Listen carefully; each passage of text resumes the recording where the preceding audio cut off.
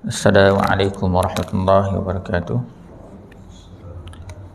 Alhamdulillahirabbil alamin wassalatu wassalamu ala sayyidina Muhammad wa ala alihi wa sahbihi ajma'in. Subhanaka la ilma lana illa ma 'allamtana innaka antal alimul hakim. Rabbi shrah li sadri wa yassir li amri wahlul 'uqdatam min lisani yafqahu qawli. Allahumma aftah alaina hikmataka wa anshur alaina min khazani rahmatika ya arhamar rahimin amin ya rabbal alamin. InsyaAllah kita sambung perbincangan tentang hadis yang ke-15, hadis 40 An-Nawawiyah ni. Kita dah baca, kita dah hurai sebahagian, insyaAllah hari ini kita sambung. Jadi saya baca sebentar lalu hadis ni, kemudian kita masuk kepada setakat yang kita berhenti itulah.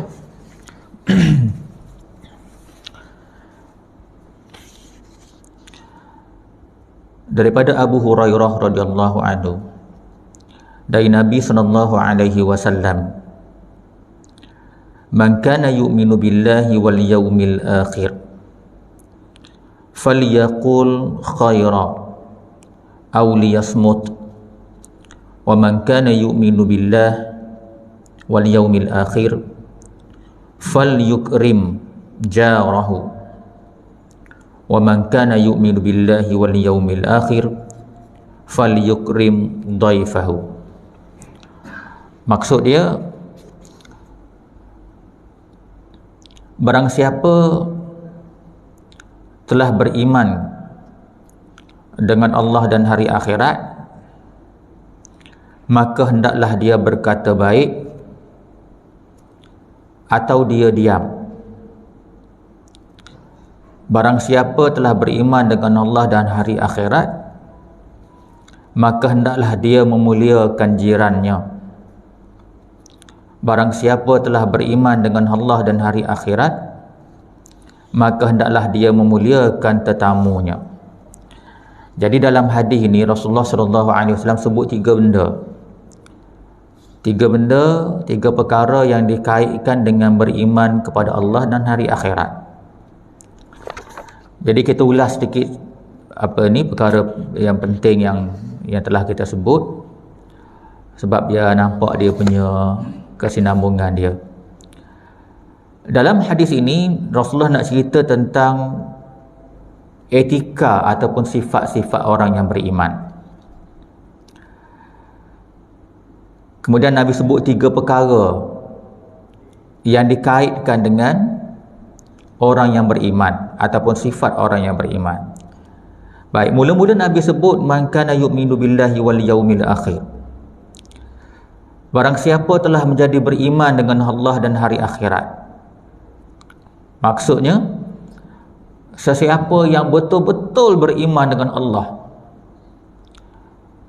betul-betul beriman dengan Allah dan hari akhirat, yakni Allah ni Tuhan yang dia sembah, dan dia beriman dengan hari akhirat sebagai tempat hari pembalasan.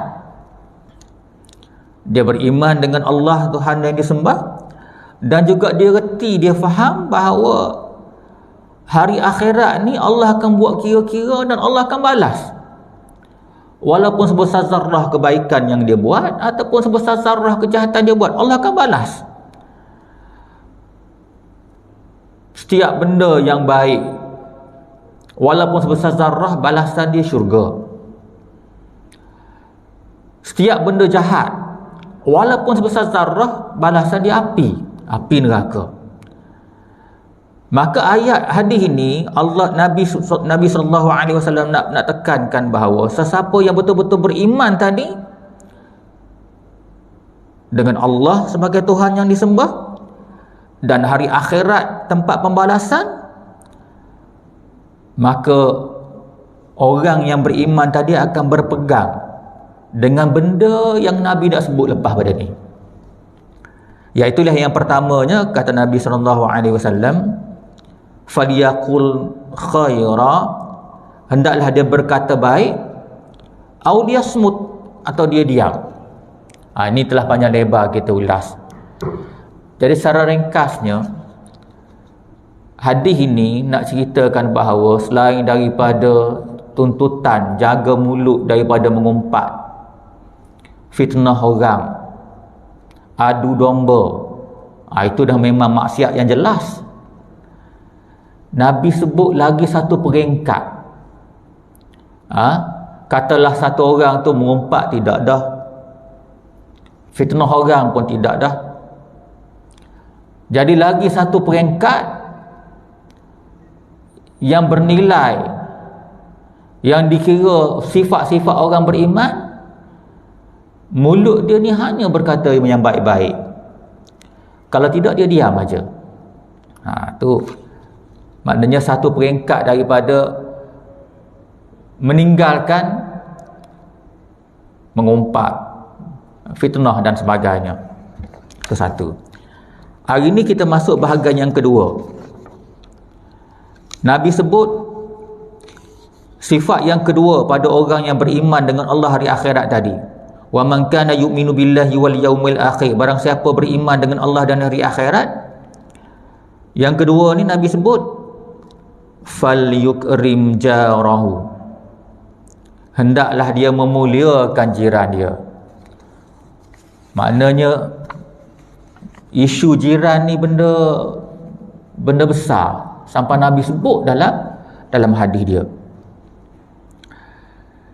Apa maksud dia tadi? Apa maksud Nabi bila Nabi kata falyukrim jarahu, memuliakan jiran? Jadi kata Qadhi Iyad, yang ni saya petik daripada syarah hadis 40 yang ditulis oleh Imam Ibnu Al-Attar. Dikata Qadhi Iyad berkata, makna hadis ini, sesiapa yang berpegang teguh kepada syarat-syarat Islam. Jadi dia ulas, dia sebut syarat-syarat Islam.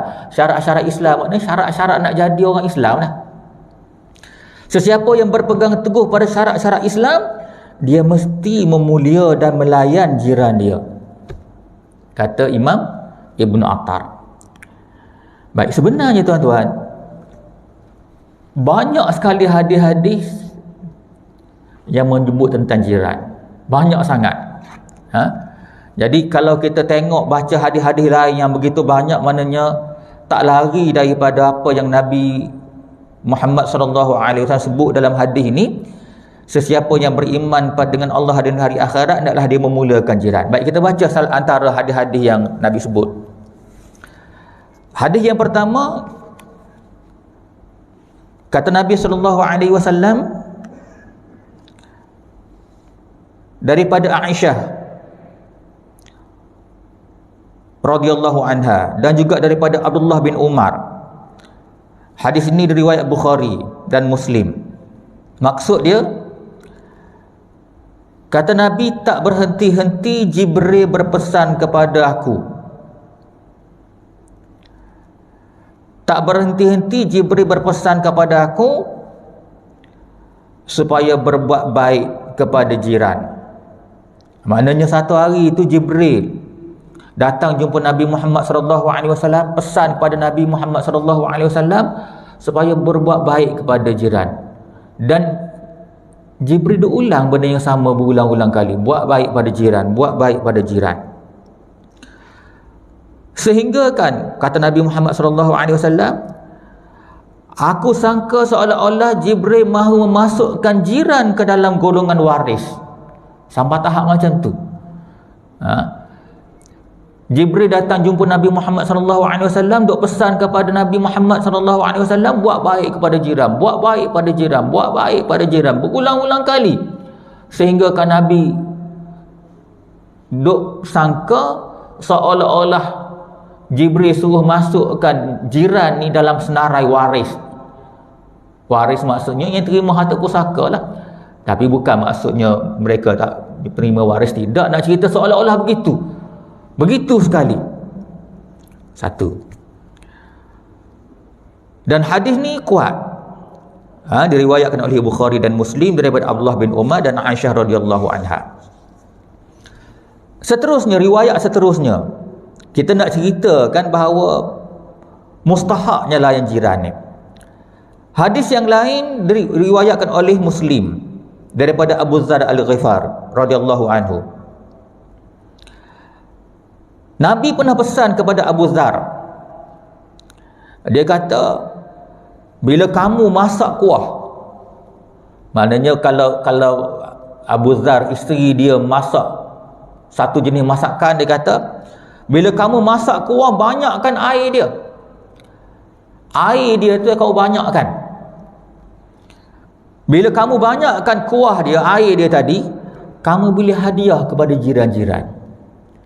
Tadi hadis pertama tadi Nabi cerita seolah-olah Jibril nak suruh masukkan jiran tu sebagai senarai orang yang dikatakan waris.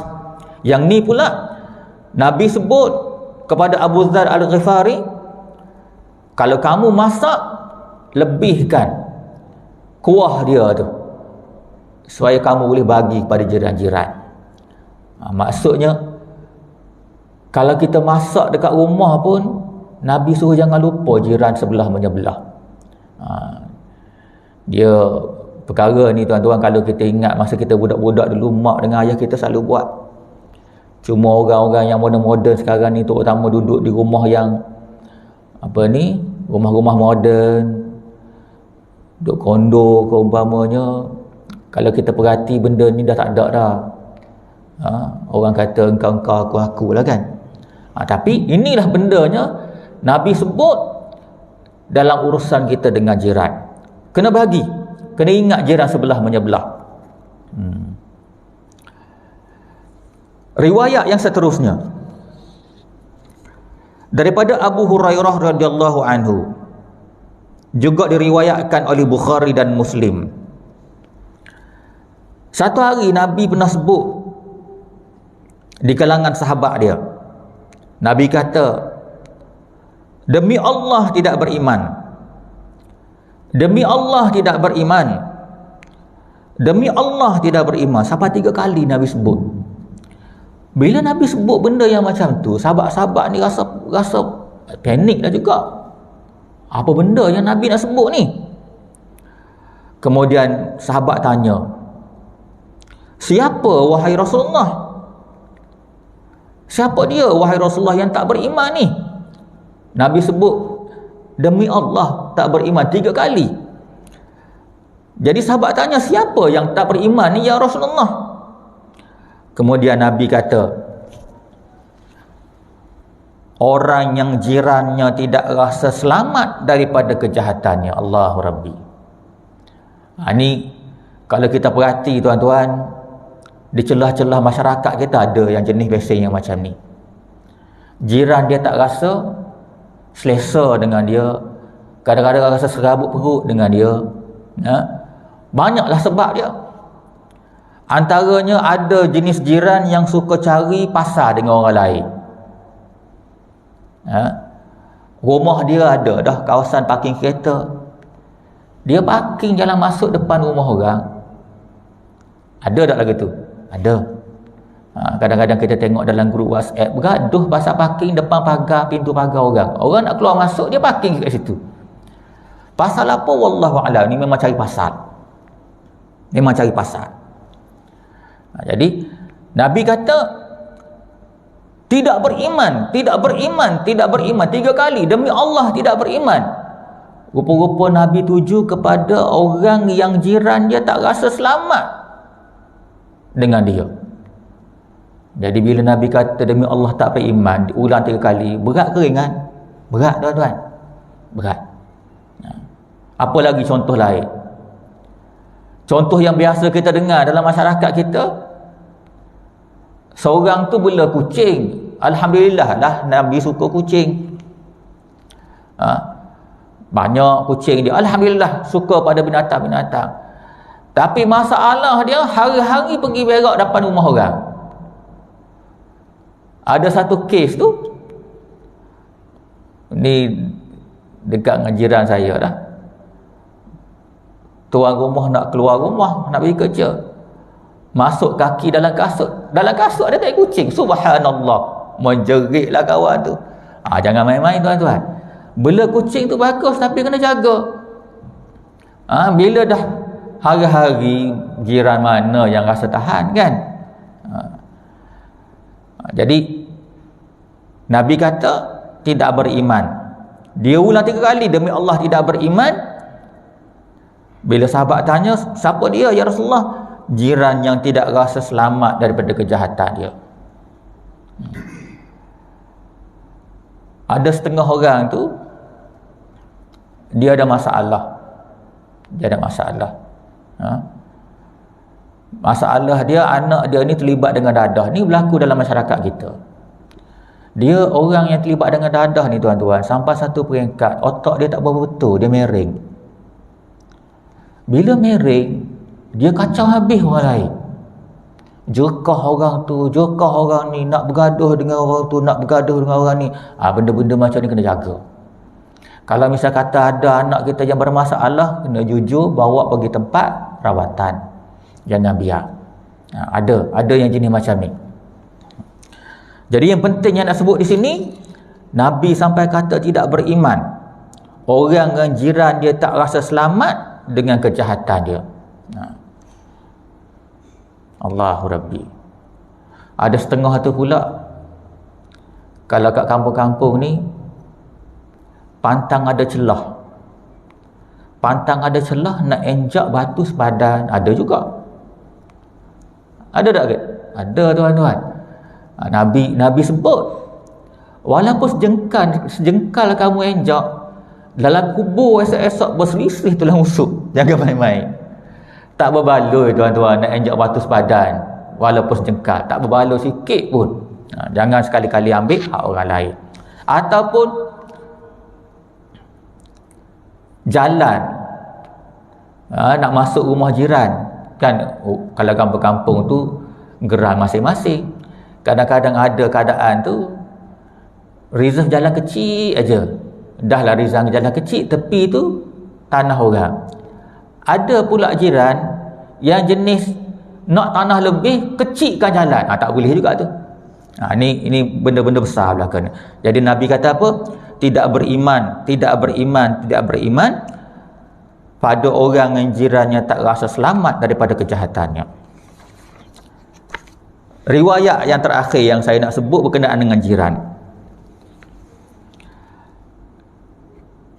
Hadis sahih juga daripada Abu Hurairah, riwayat Bukhari dan Muslim. Nabi pesan, wahai perempuan-perempuan Islam, wahai muslimah-muslimah, jangan kamu saling menghina antara jiran tetangga. Hadis ni tuju pada orang perempuan. Hadis ni tuju pada orang perempuan. Ni kena beringat. Setengah-setengah orang perempuan kan tak bekerja. Suami pergi bekerja, tinggal rumah. Dah habis kerja-kerja tu, sukalah berbual-bual. Kena beringat, berbual-bual apa, kena jaga mulut. Tapi mana hadis ni tuju pada perempuan muslimah. Nabi kata, wahai perempuan muslimah, jangan saling menghina antara jiran tetangga. Walaupun jiran-jiran kamu menghadiahkan kamu sebatang kaki kambing, jangan hina pemberian itu. Ini ceritanya pasal jiran bagi hadiah. Katakanlah jiran sebelah tu standard lah sikit. Kalau makan pun benda sedap-sedap. Adalah jiran yang kurang, orang panggil kurang berada lah sedikit, tapi tetap nak buat baik. Bila dia masak, nak bagilah pada jiran dia. Tiba-tiba satu hari jiran tu bagi hanya kaki kambing, tengok pula tulang saja. Jadi bila orang bagi ni, terimalah. Sup kambing ke, kari kaki kambing ke, tak kira lah. Janganlah pula kaki kambing, aku tak makan kaki kambing umpamanya, menghina pemberian, tak boleh. Jadi Nabi pesan, janganlah kamu bila orang bagi yang rasa low standard sikit, kita mengutuk. Ini kita boleh kiyah lah dengan benda-benda yang lain. Nabi sebut ni pasal kaki kambing kan. Benda-benda lain orang bagi nampak low standard sikit, kita mula mengata, jangan. Satu.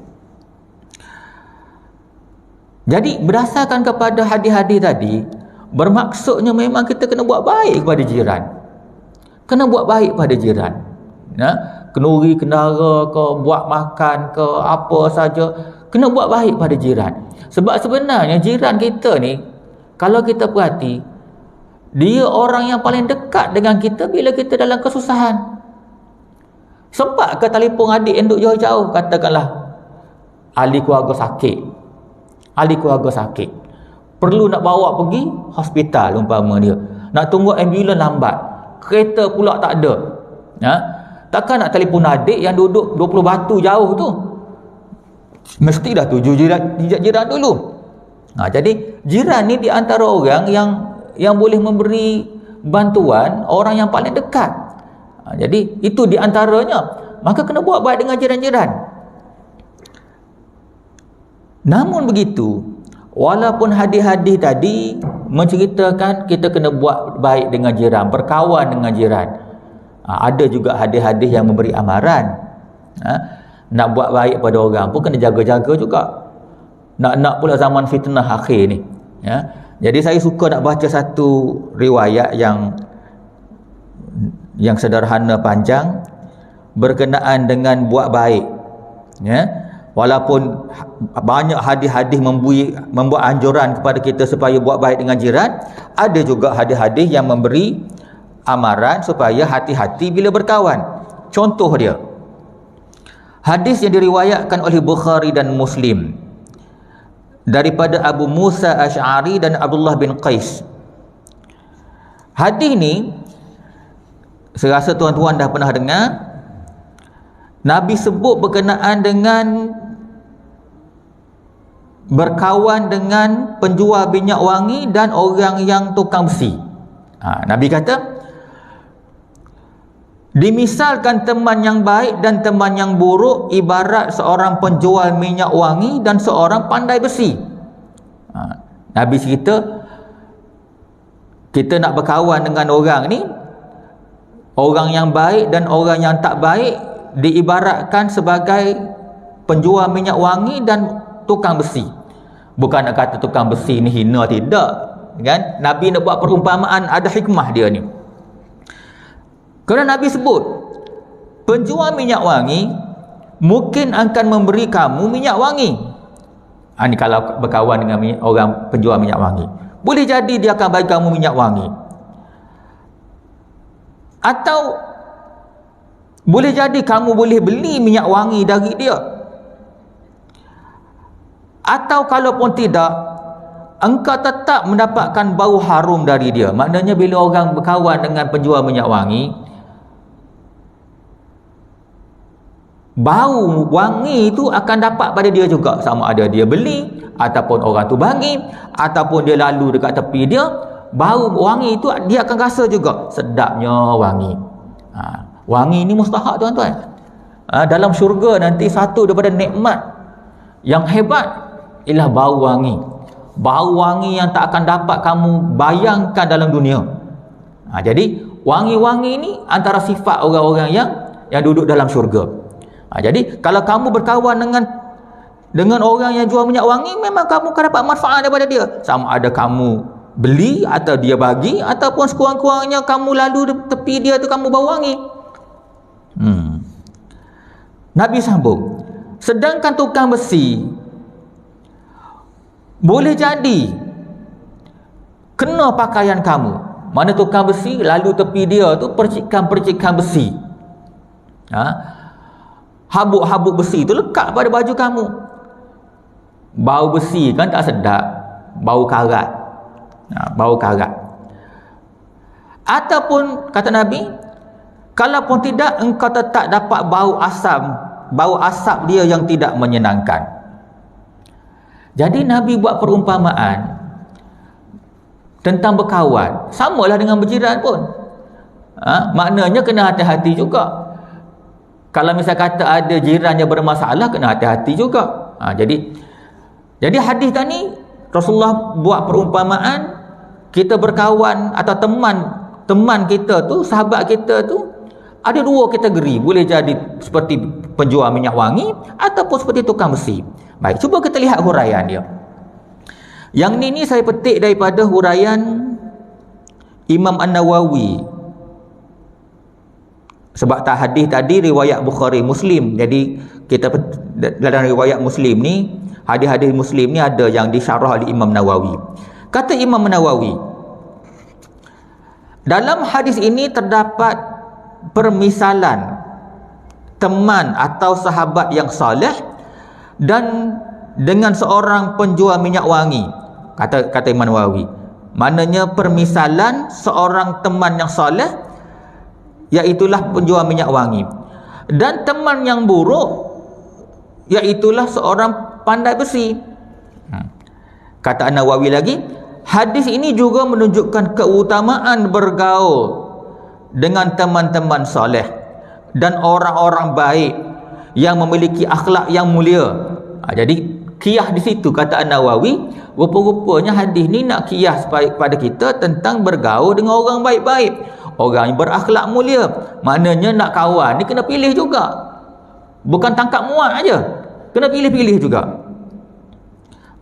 Saya ulang balik, hadis ini menunjukkan keutamaan bergaul dengan teman-teman yang saleh, orang-orang baik yang memiliki akhlak yang mulia, sikap warak, orang yang berilmu dan beradab.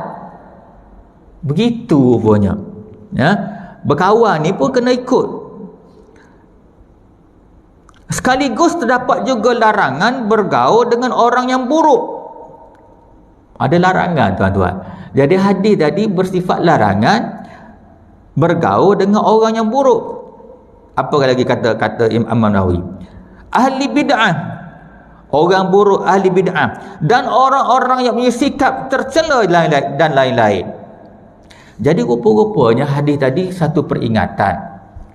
Walaupun kita ni dituntut buat baik kepada jiran, kena beringat. Contoh, katakanlah tiba-tiba dalam ahli karya kita tu, jiran kita tu memang diketahui penagih dadah, bukan setakat penagih, pengedar dah pula. Macam mana cerita tu? Ataupun ahli maksiat, sampai masa buat parti dekat rumah dia, panggil perempuan-perempuan lain yang bukan mahram. Macam mana cerita tu? Nakkah kita suruh anak-anak kita berbaik-baik dengan dia? Mana boleh, kan? Maknanya di situ ada pengecualian yang kita kena beringat. Walaupun ada hadis yang suruh kita rapat dengan jiran, berbaik-baik dengan jiran, kena tengok pula, jangan sampai orang gangster pun kita nak rapat, cari penyakit lah jawab dia, kan? Habis situ. Ada satu hadis lain yang agak menarik tentang orang panggil amaran jugalah. Walaupun banyak hadis-hadis sebut tentang kena buat baik dengan jiran, berkawan dengan jiran, dan sebagainya. Hadis ni agak baik juga. Hadis ni ringkas, kita baca daripada Abu Hurairah radhiyallahu anhu. Hadis diriwayatkan oleh Imam Tirmizi dan Abu Daud. Kata Imam Tirmizi, hadis ini hasan. Kata Rasulullah, ar-rajulu ala dini khalili, ar-rajulu ala dini khalili. Kata Nabi, satu orang itu akan mengikut agama teman dia. Seorang itu akan mengikut agama teman dia. Falyanzur, maka naklah kamu perhati, ahadukum, seorang daripada kamu, man yukhalilu, dengan siapa dia tu berteman. Jadi hadis ni Nabi kata, satu orang tu dia akan ikut cara teman dia, sahabat dia, bahkan dia sebut je lah agama. Agama ni maksudnya luas, tuan-tuan, bukan setakat solat, puasa, zakat, haji, segala-gala lah. Akhlak pun agama, orang panggil cara menguruskan hidup pun agama juga. Jadi Nabi kata seorang itu akan ikut agama teman dia. Kalau dia berkawan dengan orang yang buat acuh tak acuh pasal hukum agama, pasal halal haram, satu hari dia akan ikut. Ni Nabi bagi amaran. Oleh sebab itu kata Nabi, falyanzur ahadukum man yukhalilu, maka hendaklah seorang kamu tu perhati, cermat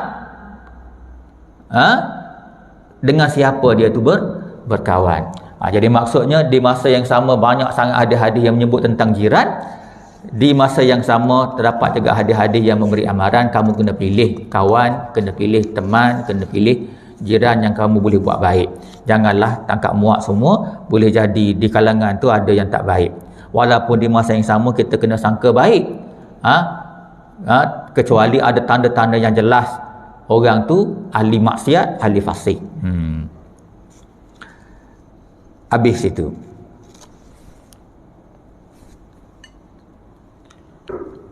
Pukul berapa masuk?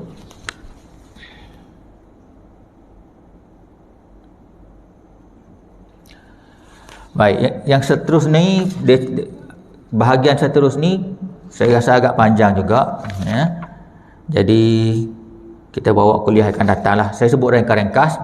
Bahagian seterusnya tu Nabi sambung. Wa man kana yu'minu billahi wal yaumil akhir. Barang siapa beriman dengan Allah dan hari akhirat, falyukrim dhaifahu, hendaklah dia memuliakan tetamunya. Ni soal tetamu. Jadi huraian pada tetamu ni agak panjang juga tuan-tuan. Saya rasa memadai lah setakat ni. Kita bawa ke depan lah. Mana kuliah akan datang kita ulah pasal tetamu. Tetamu ni panjang cerita juga ni. Panjang cerita. Antaranya disebut di sini kena memuliakan tetamu. Ada hadis yang menyebutkan seolah-olah bila tetamu datang boleh dia bermalam siang dan malam. Macam mana huraian dia tu nak tahu juga, kan?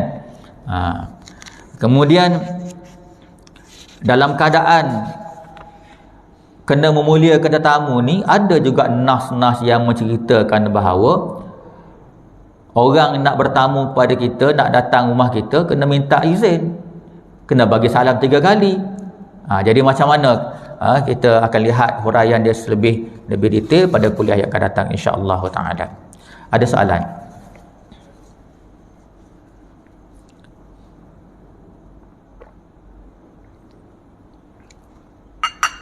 Mudah-mudahan dengan sedikit peringatan pada pagi ini, Allah Subhanahu Wa Taala akan jadikan kita lebih baik, terutama dalam bab kita bincang bab dengan jiran. Kita jadi lebih baik dengan jiran kita, bertegur sapa, hormat menghormati. Mudah-mudahan kita hidup dalam satu taman ke satu kampung pun rasa selesa, taklah serabut sampai tak bertegur sapa, orang sakit pun tak naik dan sebagainya. Aqul qouli hadza wa astaghfirullahal azim li wa lakum. Wassalamualaikum warahmatullahi wabarakatuh.